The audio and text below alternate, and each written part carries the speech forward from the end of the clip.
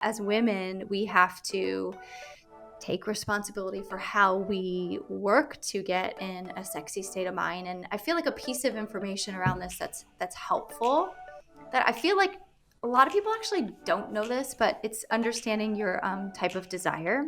So there's two types. There's spontaneous and responsive. And if you look at the data, most men fall in spontaneous, which is like, that's kind of the idealized, like in movies, or it's like you're always ready to go. Yep. Like you're in the mood and like a, whatever, you like cool breeze and like you're ready. So, but women. The wind blows a lot in South Dakota. Continue on. Continue on. Continue on. It's not a cool breeze. It's a negative 30-degree breeze. It's a frigid breeze.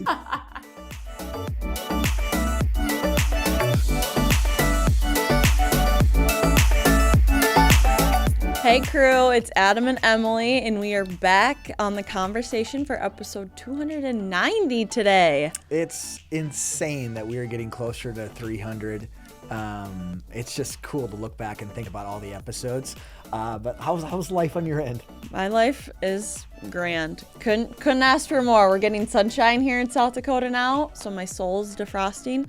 But it's been great. Great week. Yeah, same on your end? I feel the same way. Okay. Life is really, really good. Far from perfect, but really, really good. Yeah. Today's episode is with Dr. Morgan Cutlip. And when I heard that name, I didn't know anything about her, but it turns out a whole bunch of our staff follow her. Yeah, you were kind of hesitant at first, Stephen. I was very hesitant. I pictured an old 90-year-old educated gal, and nothing bad about any of those descriptions. But I did not picture her to be one of the coolest people ever. Yeah. She was awesome. Yeah. It was so fun. We talk about the mental load in marriage. It also didn't hurt that we talked about boom shakalaka. Oh my word! We talked about sex, but honestly, if you are married and if you have kids or you'll have kids in the future, I thought this was such a helpful episode. And we didn't sugarcoat things. It's really fun. Definitely one where it's like, hey, have your husband listen to this, have your wife listen to this. It was really, really good. Yeah, and a couple of people who have already listened are like, that was such a good episode. So, yeah, it was awesome. Yep. The episode is brought to you by a couple of people. Can you tell us who is bringing this to the crew today? Yeah, so our partners are who makes these episodes possible. Honestly, they would not be happening without them. Also, these are partners that I know and trust so well, and that's why I feel so honored and excited to tell you about them. Our first partner today is Vern Eide Mitsubishi. Vern Eide Motorcars is a growing, faith-based, employee-owned company that strives to deliver dreams and transform lives, and their goal is excellence in everything that they do. I've purchased my last 3 vehicles from Vern Eide. I've been so impressed. But also something that I don't think gets mentioned enough, the impact that they are making in our community and our surrounding area. I'm so proud to spend my dollars there to purchase a vehicle because of all the impact that they have. And so whether you're looking for an Outlander like I drive, whether you're looking for a Honda, an Acura, Ford, Chevy, GMC, no matter what kind of vehicle you're looking for, and no matter where you live, they will ship it to you. Visit verneide.com. Again, that's verneide.com. Our second partner today is the International Justice Mission. IJM is a global nonprofit working to end slavery and violence around the world. And the longer that I've known IJM and the more I get to know them, the more impressed that I am. I get to go on a trip coming up in just a few weeks with them in Kenya. I cannot wait to experience firsthand the work that they're doing. If you're interested in becoming a Freedom Partner, my wife and I have been a Freedom Partner now close to a year. A Freedom Partner is just a person who gives on a monthly basis to help support the work of IJM. I want to encourage you to go to ijm.org and find out more about them. Again, that's ijm.org. Perfect. Thank you, Adam.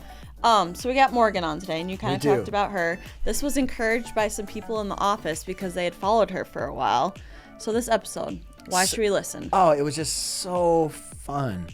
First off, if you just need more joy, listen to it. But we talked about this idea of the mental load in marriage, and I'll let her define it. But I feel like as soon as she started talking about it, I'm like, yes, this is a thing in marriage. and it's also a friction point in marriage. And so we talk about that. She also specifically challenges men because I asked her to. And so specifically for the ladies, you're going to want to have your husband listen to this episode. Just put it on in the car while you're driving with your husband. Because I said, hey, challenge us men and husbands. Like, what do we need to hear? And so I thought that was just really, really helpful. Yeah. And I felt like I needed to hear. So on that note, as always, sit back, relax, and enjoy this conversation. Grew up in Ohio and married my high school sweetheart. We did not date the whole time, but Whoa. Right? Okay. Yeah. So we dated on and off in high school. He went to college and was those were the dark days of our relationship. Let's just say that. Guys in college is not conducive to a good relationship. And then on and off through my college, and went 5 years without speaking, reconnected on MySpace. So there's some of my personal life. We have 2 kids now, been married 16 years. Moved to Southern California for his job. Whoa. Yeah. Professionally, I have a doctorate in psychology. I've studied relationships and been in the field of relationships for over 20 years. I worked alongside my dad. He's in the same profession for around 15 of those years.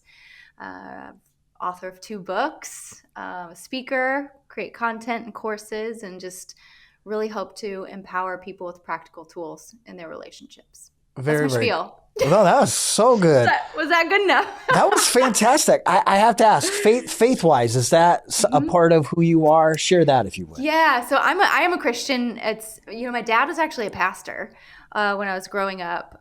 So in like my very young years, he founded a church in Medina, Ohio. And I have such fond memories going. And then he went back to school to get his master's and then his doctorate in psychology as well. And so had a change of career. But yeah, I'm a Christian. It's just an interesting thing now being an author in this space and being a content creator, because my content is secular. Like but I kind of find that, like, I don't know, a lot of good content and a lot of research always aligns with Christian sort of teachings. Yep. It's kind of wild how it all fits together in that way. And so it's kind of wild to like try to find a home, because my books they don't actually have Christian content. I have supplemental like Bible studies and things that can go with them. But I am a Christian. So yeah. This is good. You, random side note, if you have not connected with Jason Van Ruler, you need to connect with a fellow Sioux Falls, South Dakotan. Jason Van. Write him down. Go find it. How do you spell that last name? It's just Van with a ruler. So Van and then just Ruler. That's a shout out to Jason Van Ruler. Great state of South Dakota. Thanks for that background. Yeah, okay, let me say something, because my maiden name is Van Epp. So I already like this. How about that? Are you Dutch? Is it Dutch? That's what I was going to say. Okay. Yeah. Perfect. Yeah. You might actually be from Northwest Iowa and you didn't even know it. I wouldn't be surprised. So, I feel like I got an Iowa vibe. That's perfect. Perfect. Okay, so marriage. I was hoping to have my wife on with. She is every so often she jumps in with me. She is here in spirit. If you want to start by telling us about the mental load of marriage and parenting. Sure. Do you know what it is? Like, is this familiar to you? This is not familiar to me, but I feel like with 4 children, I probably am familiar with it. I just didn't know the right term. For my book, I collected survey data, and then I interviewed men and women. And what I find time and time again is that women either know of it or they feel it. And then when you explain it, they're like, that's the thing. And then men kind of don't have a clue. So we just can start by defining it. So I'll give like the 30,000 foot definition. This is great. Okay. I'm going to give a 30,000 foot definition. Then I'll get like in the weeds. So Perfect. I can really like pull it apart. So the 30,000 foot definition is that the mental load is the seemingly never ending to-do list that we carry around in our heads that has 2 key components. So the first is that the majority of it is made up of invisible things. So because it's invisible, it can be really hard to explain to our partners. It can be hard to hand off, and it can be hard to get appreciation around it. Oof. Right? It's a big one. And then the second piece is that it takes up cognitive real estate. So this just essentially means that it takes up space in our brains, and it crowds out energy and time and just resources for other things like finding peace, finding the ability to just kind of relax, patience, regulating our emotions, memory. A lot of women will be like, oh, I have mom brain, but it might just be your brain is really full of other things. And also, importantly, it crowds out the room to really get in a sexy state of mind for your intimate relationship. And so here's the thing. Everybody's got a mental load. I find time and time again, like this comes up and one partner will be like, oh, I have one too. And it's like, of course you do. Our kids have a mental load. But when it comes to home and family life, it's predominantly carried by usually the woman in the relationship. Okay, can I give it the in the weeds? Let's go. This is really good. I have so many questions now. I bet. Yeah, you're going to have a lot, I think. So the in the weeds is important, and I'll explain why in a minute. So imagine we're going to be talking about a Venn diagram. So the mental load consists of 3 domains of tasks. So the first circle are the physical tasks. So in a typical relationship, men crush it at the physical tasks. They're like, yeah, I'll mow the lawn. Like, I'll do the dishes. I did some laundry. You feel better? Like, it's kind of that type of thing. Make me a list.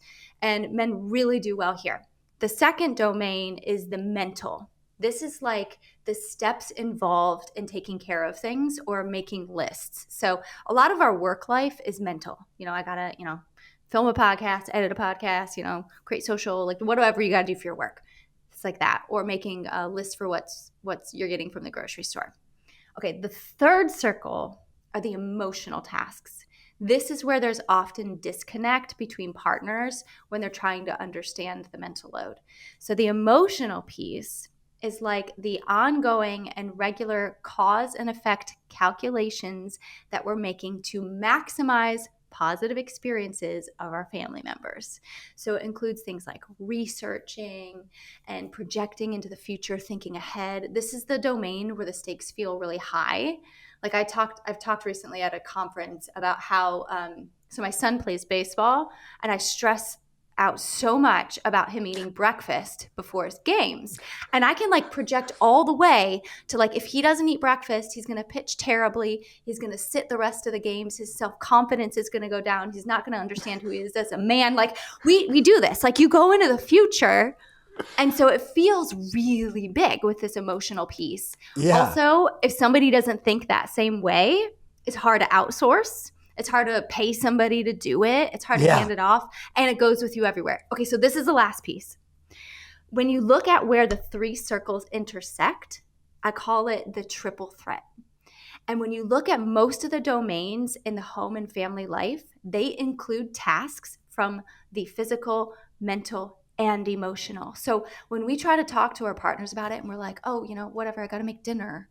It's like, yeah, big deal. It seems kind of silly, and it seems very simple. Write down what you got to do, work through your to-do list.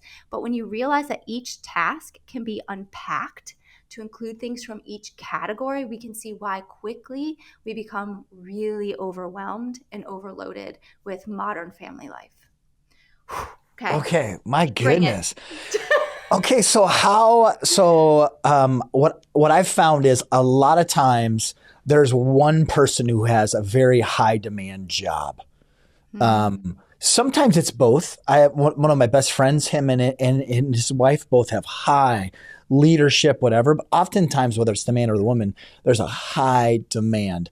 So for me, when you were talking, I was just like, oh my gosh, she's also a mind reader because she is reading my soul right now. Add it to the bio. Because, for me, I currently, today's a fuller day. I have so much in my brain. Yes. And then I get home and my eyes don't even track anymore and I forget my first name. Mm-hmm. So how, I don't even know what the question is. I got thoughts. Share thoughts there before we get to so here's what we do. Is there any thoughts with that?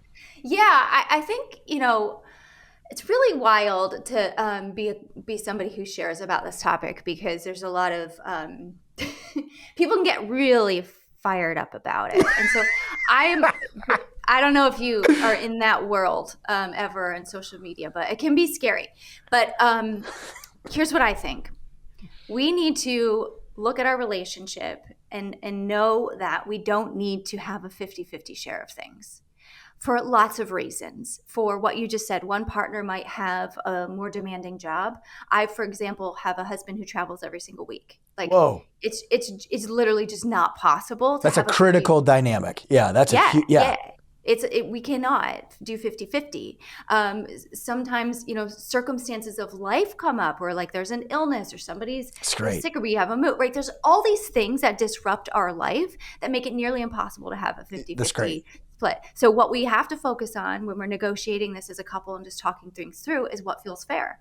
Because at the end of the day, fairness or a feeling of unfairness actually is going to lead to feelings of resentment. And that's what we're trying to avoid. We're trying to have a relationship that's close and connected and, mutually fulfilling. And so it's really that unfairness piece becomes the gauge. And I like to think about the currency of our home should be time and energy. So when we're negotiating, like, who is doing what, one kind of like touch point is like, well, what's your time look like? What's your energy look like? Because if you come home after a long day, you might not have any energy, but also your wife might be totally spent. So 100%. Touch base. Yeah. So it's like, what's going to help you come settle in or have some sort of ritual to where you have a little bit more energy to give? Now you have the time, but your energy might be low, and she might also be in the same spot. So how do you negotiate that together so it feels good to the both of you? So good. Anything more? So if we see someone's listening right now and they're like, yep, that's totally me, whether I'm a guy or a gal, more steps that we should take. Okay, so what should we do? We're seeing this, and what should we do? Again, I wish my other half was here, because she'd be like, listen here, Buster. She'd be like, those testy people that Morgan just talked about, bring it on. Yeah, I mean, that's a hard question, because it's like, where are you at in your relationship? And I talk to some women who attempt to discuss with their partner, and their partner will not engage, or they'll get so defensive that the conversation totally spirals. And then there's some partners who are like kind of passively willing. They're like, I don't know, just tell me what to do. I'm happy to help, kind of thing. So it really depends where a couple is at in this conversation. So I can just kind of throw some things out there to see if we can help some people wherever they're at. Yeah. But I think, entering into this discussion, usually it's the woman who initiates it. I don't know many men who are like, I feel this is unfair and I need to do more. So usually it's the woman that initiates. And I think you got to go into the discussion being really clear about what you want to see be different. And so sometimes in our relationships, just in general, we can be really vague with our requests. Like I swear my husband and I just like went round and round for like 5 years, where I'd be like, I just need you to be more romantic. And he's like, okay. And then he'd send flowers, and I was like, that's not it. And like, and then he'd be like, I just don't know what to do for you. You're too hard to please, right? And then it kind of like spirals into this thing. So like one thing is, what do you want to see be different in your relationship? And sometimes it's actually the logistics. It's actually handing some things off, dividing things up a little bit differently. Sometimes it's more appreciation and acknowledgement. And when I collected that survey data, what I found was, I asked these women, I was like, what is the number one thing you want your partner to do differently around the mental load? Number one, take more initiative. And number two, appreciate me and acknowledge all that I do. And so I think that's a really good thing to enter into the conversation, knowing what is the deliverable. Got to get clear about what we want to see be different. Another way to get clear is, imagine you are actually filming, like a camera on the wall, recording the ideal sort of execution of what it is you want to be different around this in your relationship, and then use that imagery to describe exactly what you want to be different to your partner. I can say a lot here, but I'll let you jump in. No, that's so good. So I was thinking, challenge men listening specifically. Like, what can men do to you're like, I've been waiting, and I'll send my husband the link when it comes out. What can men specifically do to decrease the mental load? What can we, like, unfiltered? Yeah. 3-4 things. Man, I'm talking to you, man. Do this right here. Yes. And men do want, I think most men, like, they want to get this right. Yes. They want to, like, make their partners happy. That's a huge, I think, misconception on the internet. And I just need to not be on the internet. But it's just like, men really, most of them really want to do good by their partner. So number one, you have to learn how to take more initiative. So I'm going to spell it out real clearly. This is good. Okay? So what is the formula for initiative taking? The formula for initiative taking is knowing, so being in the know, plus action. Okay? You cannot take care of your partner and your spouse in the way that she needs if you don't know what does it for her. You can't participate more in the family and home life if you don't know where things are and you don't know what's on the schedule. So you have to increase your knowing. So I have a formula that I use in my book that I talk about, it's called the Buffett formula. It's Jimmy Buffett. Oh my gosh, that's so good. Warren Buffett. Oh my gosh, I'm in Margaritaville right now. I heard they both said it. Okay, so they both said it. It's to be determined. But he used it to talk about the accumulation of knowledge. And basically what the Buffett formula says is that you go to bed every night knowing more than you did when you woke up that morning. And so I think men, it's like very straightforward. Every single day, learn one new thing about your wife. Oof. Every single day, learn one new thing about your kids if you have kids. Every single day, learn one new thing about how your home and family life functions. It's only 3 things a day. When you use this information and you then apply it to how you show up in your relationship, you're going to naturally start taking more initiative, and that's going to go a long way. Okay, I'll give one more. That's great. This is so good. Oh, thank you. Yeah. I'm glad it's helpful. I just want to be helpful. Very helpful. Okay. And very relevant to my life right now. So yeah, I think 4 kids. You're like, you are taking notes. Okay, use this one. Use this one too. The second thing that women, I already said this, but they wanted most is more appreciation and acknowledgement. This is the 10-year argument in my own marriage, because I would say this to my husband and he would say, well, you're a good mom. And I'd be like, seriously, dude? Like, you said that about our old neighbor, like, last week. That is the most generic compliment you could ever give me. And then little things easily become big things. He would be like, oh, you're so hard to please. You need too much. Like, blah, blah, blah, blah, blah. So it would spiral then into this actual bigger argument, and we go round and round and round. Like, this is just who I am. Like, you can't change me. So it becomes very frustrating. I didn't call you a 90-year-old lady. You're such a good grandma. I mean, mom. I know. I guess it wasn't the worst, but it was just, it didn't mean anything. It didn't feel personal to me. And so I think, here's the thing. I had to practice what I preach. I had to get really specific about what is the deliverable of what I'm asking for. And so I came up with the ultimate compliment formula. And oh my gosh. I think that if people do this in their relationships, it's like, do this one thing and watch things shift. Okay, so. I need this. It goes observation around something your partner or spouse does, or a quality quality they possess. It's one of those things. Plus how it makes your life better. That's it. So it sounds something like this. I noticed how you feed the kids really nutritious meals. And I got to tell you that I never worry that they're getting like all of the nutrients that they need in their life. I never have to worry about this. And I love that you take such good care of our family. Thank you. It will make the biggest difference in your relationship. And The thing is like I've received pushback before. It's like, well, if they wanted to, appreciate me, they would. And the reality is that we love people in the ways that we like to be loved. And so if this is not a natural way of speaking to you, it's a skill that you have to learn in order to take care of your relationship.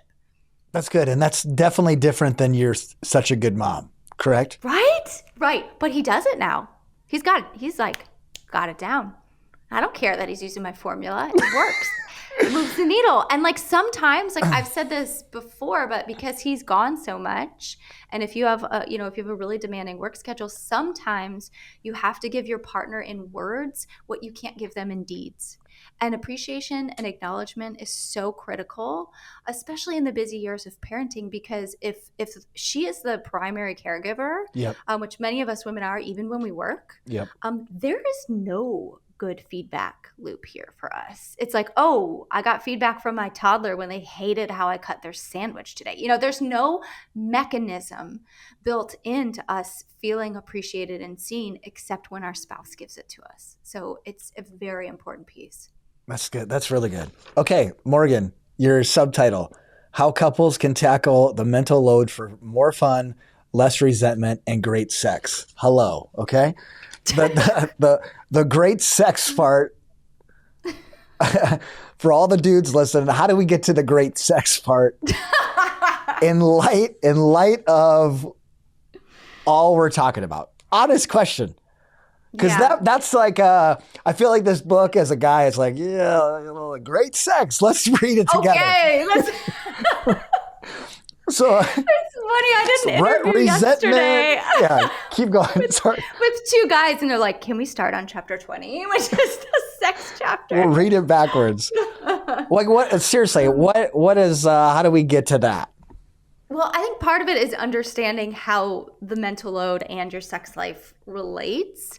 And so when I talked about the mental load taking up cognitive real estate, part of what that means is that it crowds out sort of like space for a lot of women to get in a sexy state of mind. And so we have to remember that for women to be turned on, our brains have to be turned off. We sort of have to create space to like get in the mood and settle down and like and be able to be present. And so when we're really overwhelmed, it's really hard to get there. The other piece is that if we're overwhelmed and then also we don't feel like our partner is participating or willing to, or what happens often is that they will respond with defensiveness or like, well, I'm busy too, or I'm tired too, this sort of like hardship Olympics type of thing. That's good. It kind of layers on this hurt, and it's hard to do something so vulnerable when you feel really unsafe in your own relationship. And so part of getting to a good sex life is really like making sure that your relationship outside of the bedroom is really strong, because that's actually where sex starts. Sex starts, especially for women, really does start outside of the bedroom, which will enhance your relationship inside of the bedroom. And then there's this research. I mean, it's so obvious, but it's good to have research to back some of these things up, which is that they surveyed women. The more inequitable their relationship feels, the less desire they have. They looked a little deeper. They found that the woman's desire was actually totally intact. It's not like it had gone away, but that they just didn't have desire when their relationship felt inequitable toward their partner. So it's not like they wouldn't be in the mood. Explain that a little bit more. Yeah, explain that a little bit more. Sure. So these women that they surveyed, they looked at their desire, and when they dug into it, they found that when they felt their relationship was inequitable, their sexual desire, their desire to be in the mood and all those things was totally intact. It was really healthy. Yeah. They just didn't have it toward their partner. And I think that's really telling about how this unfairness in the mental load can really start to erode. It's a relationship issue. It erodes connection, closeness. It can breed resentment. And so it's not that women, like, their desires poof gone. It's that either a lot of times they're so overwhelmed they can't find it, or they feel so disconnected in their relationship, it's really hard to tap into it toward their partner. That's so good. Specifically with sex, is there something that you would say, here's one or two things, men of the universe, that you want to communicate on behalf of women? Is there anything that you can think of, like, your wife's probably said this to you, but you didn't hear it? Boom, boom. Is there anything that comes to mind there?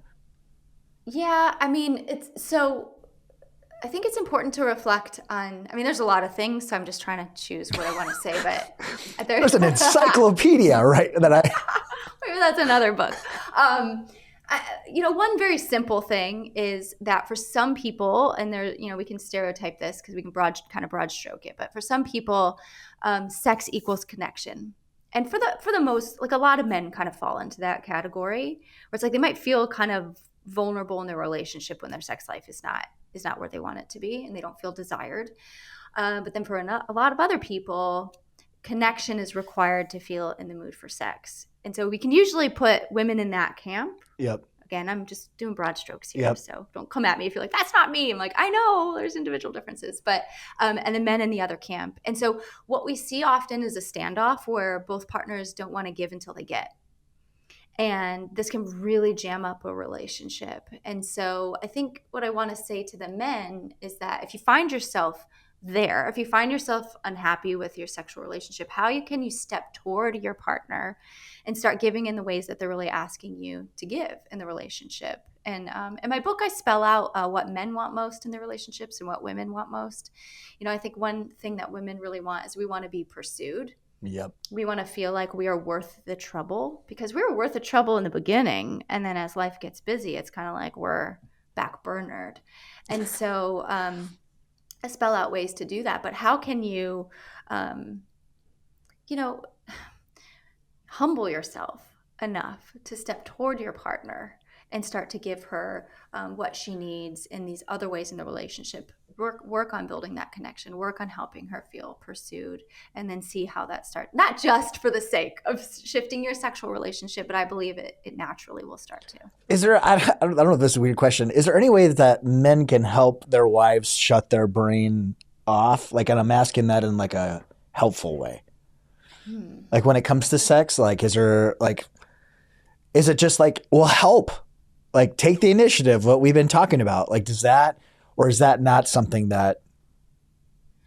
That's a really good question. So I think that there's probably a number of ways that men could help with this. And I also think it's like you got to know what your partner might need, and maybe just need to talk explicitly about it. So it might be just take the things.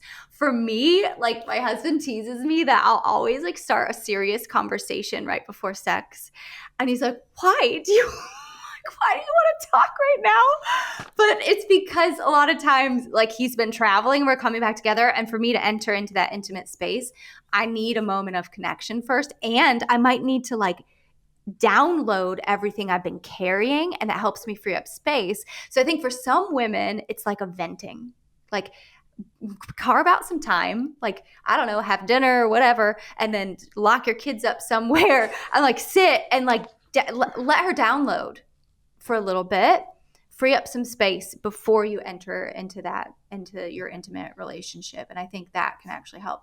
I maybe have a similar experience. You shared a similar experience in my house as well. It's the same thing. And I'm like, okay, the timing of this is always very interesting, that we're talking about random family things and blah, blah, blah. She's downloading. Yeah. So do it before you get in the bedroom, so you can kind of like preserve that space. But yeah, it's really actually quite common. Yeah. And that's, but it's probably a step of getting vulnerable. It's like, and feeling connected. Yep. And feeling connected. Like he's going to, like, my husband's a great listener. Sit and listen to me, blah, blah, blah, blah, blah, and so I appreciate that, but I need it to feel connected to him. Yeah, I think too, women, we have to take some responsibility here as well. So it's not just like the husband has to do all that. As women, we have to take responsibility for how we work to get in a sexy state of mind. And I feel like a piece of information around this that's helpful, that I feel like a lot of people actually don't know this, but it's understanding your type of desire. So there's two types. There's spontaneous and responsive. And if you look at the data, most men fall in spontaneous, which is like, that's kind of the idealized, like in movies, or it's like you're always ready to go, like you're in the mood, and like a, whatever, you like cool breeze and like you're ready. So But women, the wind blows a lot in South Dakota. Continue on. Continue on. It's not a cool breeze. It's a negative 30-degree breeze. It's a frigid breeze. But women tend to be responsive for the most part, which basically means that you have to participate before you feel in the mood. So desire follows action. And what happens a lot is like the ideal is like, I'll feel in the mood and then we'll participate. But if you're somebody with a responsive desire, you might not really ever feel in the mood. And so if that's the gauge for when you participate, it's not going to happen very often. And so, part of this is just one little piece, by the way, but part of having a healthy, mutually fulfilling sex life is also the person who has the more responsive desire might need to, assuming you're in a healthy relationship, might need to like know that sometimes they're going to participate before they're fully in the mood, and then the mood will follow. And my husband and I always joke that like it's never a bad idea. Like you might be tired, you might be like, I don't know if I got energy to do this. And then after we're like, well, that's a good idea. So I think like part of it is this taking ownership. Both partners need to take ownership for how they show up in their relationship around these different areas. That's so good. Last question I have. How can a couple have fun together again? That really struck me. Like so many marriages, I feel like my wife and I have an awesome marriage, far from perfect. Oh, nice. Work in progress every single day. But I just see so many couples not having any fun. Right? And I know it. Yeah. It feels like cliche to talk about, we'll have fun together, but it actually is so important because it helps you remember why you like each other. Yeah. And it also creates new experiences that you can talk about, because sometimes we feel like, I've been married forever. Like I know my partner, I know my spouse, but knowing has a never ending horizon point. So we have to stay in the know. And when we have fun together, it's more experiences to talk about. So I think there's, you got to find what works for you. So like my husband and I are really competitive. So anything with competition feels really fun for us. And it kind of just like shifts the dynamic in an exciting way.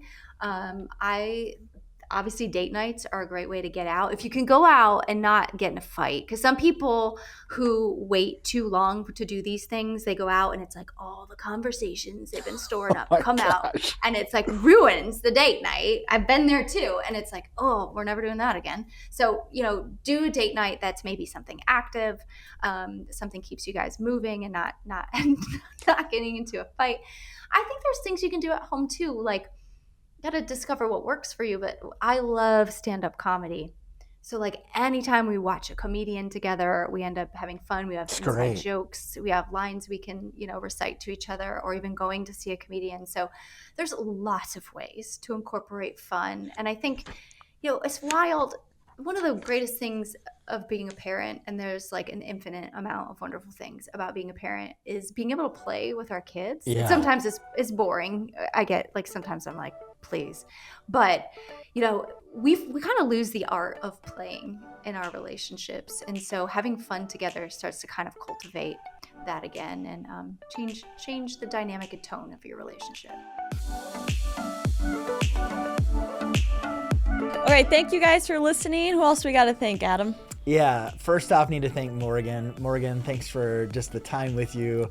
I had so much fun with you. Also, thanks to our amazing partners, Vern Eide Motorcars and the International Justice Mission. Please go find out more about them. And last but not least, thanks to all of you who listen to the conversation on a weekly basis. I continue just to be blown away by how many of you listen, and I'm so grateful for each of you. Have a great rest of your day. Thank you, guys.